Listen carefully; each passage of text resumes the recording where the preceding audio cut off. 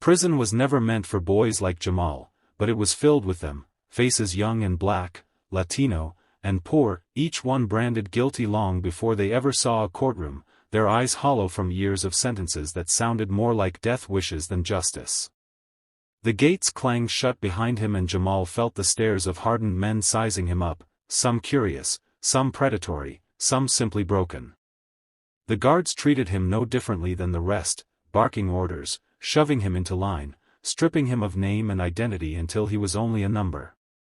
Yet unlike the others, Jamal carried a secret that could not be stripped away. His father was the most powerful prosecutor in the nation, a man who sat at the top of the very system that now ground his son into dust.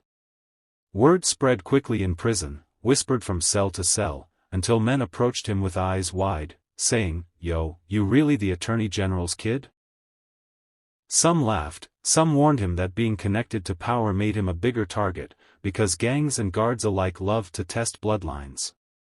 Jamal kept his head low, but at night when the lights went out, he thought about his father. Would Charles Carter really fight for him, or would politics prove thicker than blood? Outside those walls, the storm intensified. News anchors in the US and UK dissected the scandal, the top lawman's son serving life for murder. Protesters filled the streets, some chanting Jamal's name as a symbol of systemic failure, others demanding Charles Carter resign. Political opponents circled like vultures, accusing him of bias, corruption, hypocrisy, while allies urged him to step aside. But Charles, though shaken, was no coward. For the first time in decades, he set aside the polished speeches and studied reports and began digging into Jamal's case personally, poring over every file, every transcript, every piece of evidence.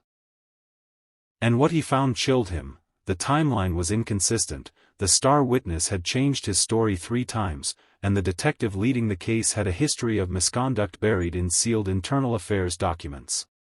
Worse still, there were hidden connections to a private security firm with deep ties to politicians and donors, men who smiled at Charles at dinners while orchestrating crimes in the shadows. The realization hit him like a blow. Jamal wasn't just collateral damage, he was bait. Someone wanted Charles weakened, distracted, or destroyed, and they had chosen his son as the weapon. In prison, Jamal faced his own test of survival, refusing to join gangs despite pressure, fighting off those who tested him, earning scars and bruises but also respect. One night, as he sat in the dim glow of the common area, a quiet older inmate slid a folded note into his hand. "Read it when you're alone," the man whispered.